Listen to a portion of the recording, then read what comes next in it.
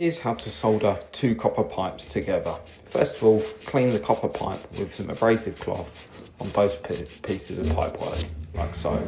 Then apply flux to pipework all the way around and also to inside of the fitting.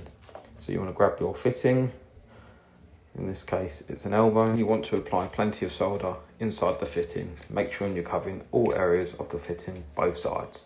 And then the next piece of pipework you're connecting to, you also want to flux around that, like so.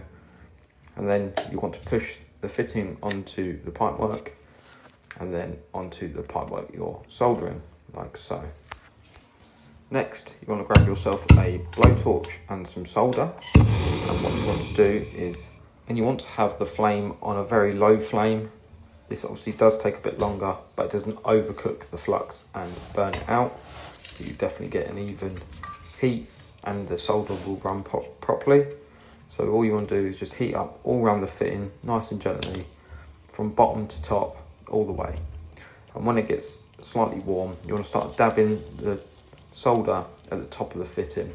And when it starts to run, you know that the fitting is heated properly, and you just want to keep dabbing until you see a solder ring all the way around the top of the fitting.